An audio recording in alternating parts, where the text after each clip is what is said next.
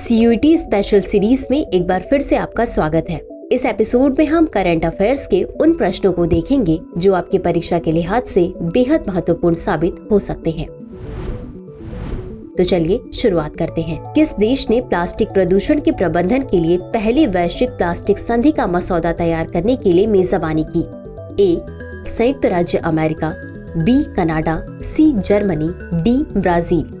इस प्रश्न का सही उत्तर है विकल्प बी, कनाडा। चलिए देखते हैं इसके विश्लेषण को। बढ़ते प्लास्टिक प्रदूषण को रोकने के उद्देश्य से संधि का मसौदा तैयार करने के लिए वैश्विक नेता कनाडा की राजधानी ओटावा में एकत्र हुए। अगला प्रश्न है, भारत के गुजरात में स्थित विश्व के सबसे बड़े नवीकरणीय ऊर्जा पार्क का नाम क्या है?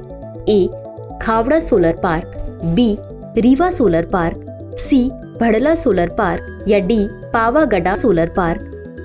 इस प्रश्न का सही उत्तर है विकल्प ए, खावड़ा सोलर पार्क। चलिए देखते हैं इसके विश्लेषण को। अदानी समूह की company Adani green energy limited Gujarat के कच्छ जिले में स्थित खावड़ा में दुनिया के सबसे बड़े नवीकरणीय ऊर्जा पार्क का निर्माण कर रही है।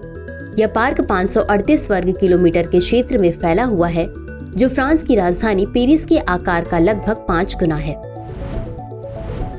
अगला प्रश्न है, किस भारतीय बंदरगाह ने भारत में शीर्ष कार्गो हैंडलिंग प्रमुख बंदरगाह बनने की उपलब्धि हासिल की? ए.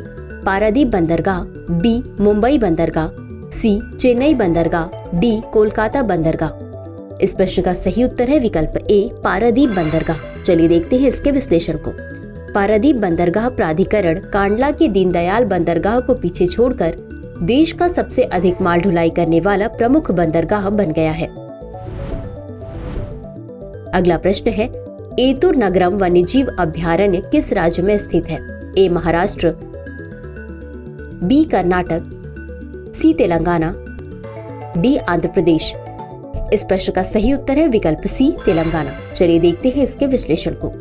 एतुर नगरम वन्यजीव अभयारण्य तेलंगाना राज्य में स्थित है। यह क्षेत्र के सबसे पुराने वन्यजीव अभयारण्यों में से एक है और अपनी समृद्ध जैव विविधता और विभिन्न लुप्तप्राय प्रजातियों के लिए जाना जाता है।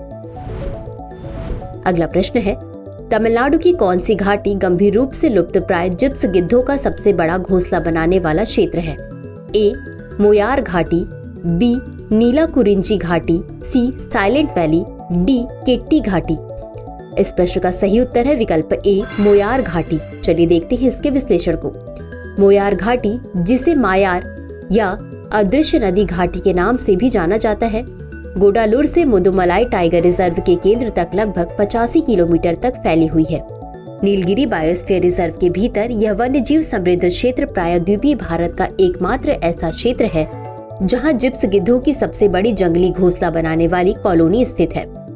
अगला प्रश्न है, विश्व के सबसे शक्तिशाली लेजर के विकास में कौन सा देश अग्रणी है? ए. संयुक्त राज्य अमेरिका, बी. चीन, सी. Romania, D. रूस।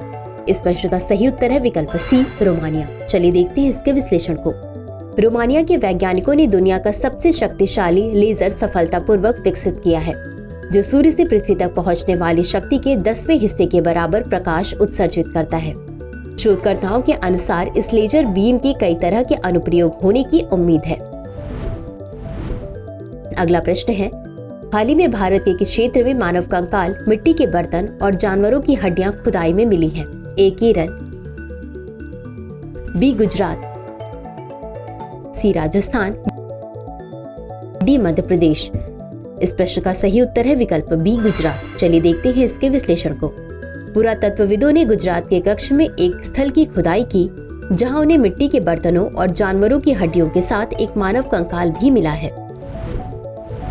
अगला प्रश्न है, कौन सा संगठन डिजिटल गिरफ्तारी घोटालों से निपटने के लिए भारतीय साइबर अपराध समन्वय केंद्र यानी I4C के साथ सहयोग कर रहा है?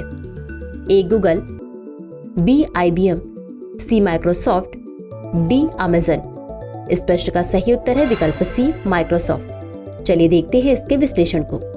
हाल ही में गृह मंत्रालय ने डिजिटल गिरफ्तारी घोटालों में वृद्धि के बारे में चेतावनी जारी की, जहां साइबर अपराधी पीड़ितों से पैसे ऐंठने के लिए सरकारी अधिकारियों का रूप धारण करते हैं। भारतीय साइबर अपराध समन्वय केंद्र इस संगठित ऑनलाइन आर्थिक अपराध से सक्रिय रूप से निपटने के लिए माइक्रोसॉफ्ट के साथ सहयोग कर रहा है। अगला प्रश्न है, हाल ही में तीसरी विश्व वन्यजीव अपराध रिपोर्ट 2024 किसके द्वारा जारी की गई? ए. UNODC, B. UNEP, C. WWF, D. IUCN।